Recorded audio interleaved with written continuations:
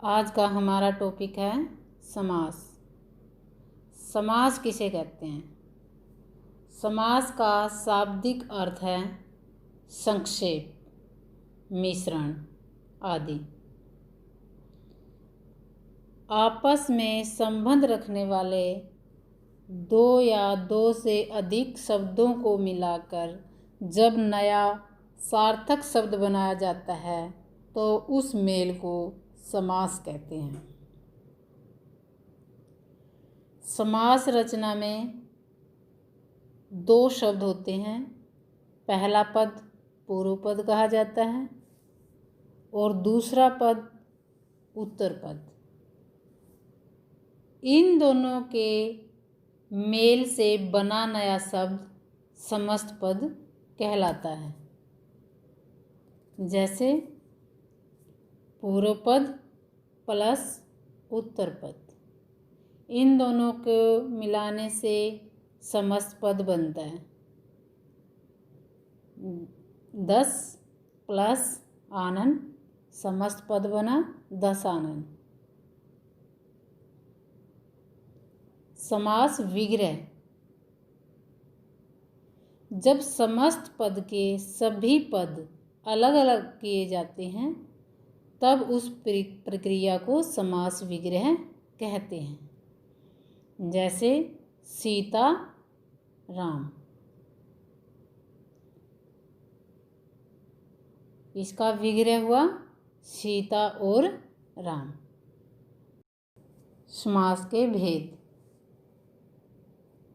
समास के 6 भेद हैं। नंबर 1 अविभावी समास, नंबर 2 तत्पुरुष समास, नंबर 3 कर्मधारय समास, नंबर 4 द्विगु समास, नंबर 5 द्वंद्व समास, नंबर 6 बहुब्रीहि समास। तत्पुरुष समास किसे कहते हैं?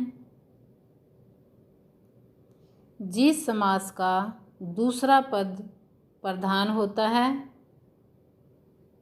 और समस्त पद बनाते समय बीच की विभक्तियों का लोप हो जाता है।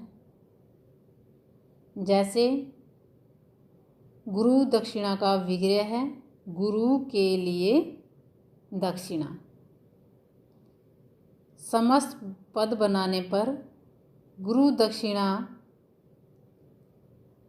में के लिए विभक्ति का लोप हो गया। तत्पुरुष के भेद, तत्पुरुष समास के निम्नलिखित भेद हैं। कर्म तत्पुरुष, जहाँ कर्म कारक की विभक्ति को का लोप हो। जैसे सुख प्राप्त, विग्रह सुख को प्राप्त।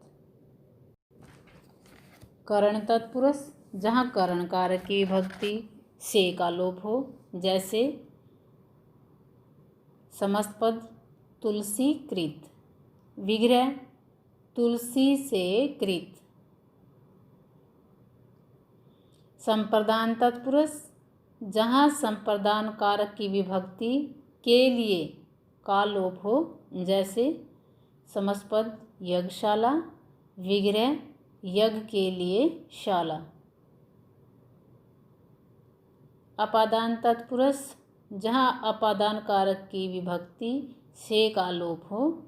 जैसे समस्त पद धनहीन, विग्रह धन से हीन। संबंध तत्पुरुष, जहाँ संबंध कारक की विभक्ति का के की का लोप हो। जैसे समस्त पद देवदास, विग्रह देव का दास। अधिकरण तत्पुरुष, जहाँ अधिकरण कारक की विभक्ति में पर का लोप हो। जैसे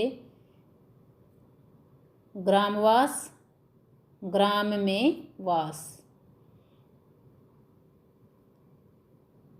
न्याय तत्पुरुष समास, जहाँ निषेध के अर्थ में न, ए या अन का प्रयोग हो।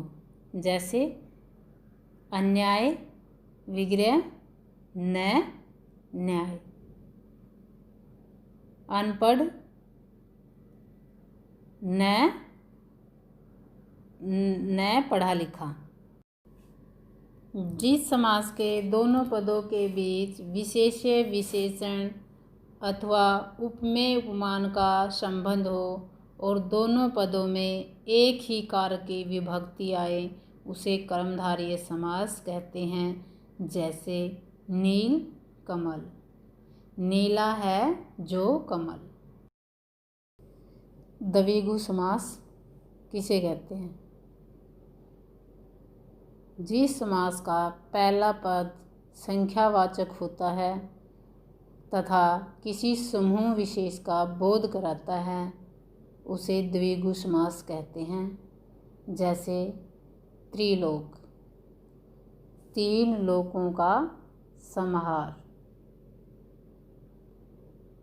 अव्ययी भाव समास, जिस समास में पहला पद प्रधान हो और समस्त पद अव्यय का काम करे उसे अवयवी भाव समास कहते हैं। जैसे यथाशक्ति, शक्ति के अनुसार। बहुब्रीहि समास किसे कहते हैं? जिस समास का कोई भी पद प्रधान नहीं होता और दोनों पद मिलकर किसी अन्य शब्द के विशेषण होते हैं उसे बहुब्रीहि समास कहते हैं। जैसे चक्रधर, चक्र को धारण करने वाला अर्थात विष्णु। द्वंद्व समास किसे कहते हैं?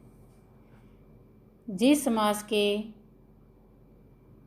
दोनों पद प्रधान हो तथा विग्रह करने में दोनों पदों के बीच और, या, तथा, अथवा जैसे योजक शब्दों का प्रयोग हो तो उसे द्वंद्व समास कहते हैं। जैसे राधा कृष्ण, राधा और कृष्ण। आप हमारे YouTube चैनल संस्कृत हिंदी ज्ञान को सब्सक्राइब करना, लाइक करना व शेयर करना न भूलें और साथ में बेल आइकन को भी दबा दें ताकि आने वाले वीडियो की नोटिफिकेशन आपको मिलती रहे।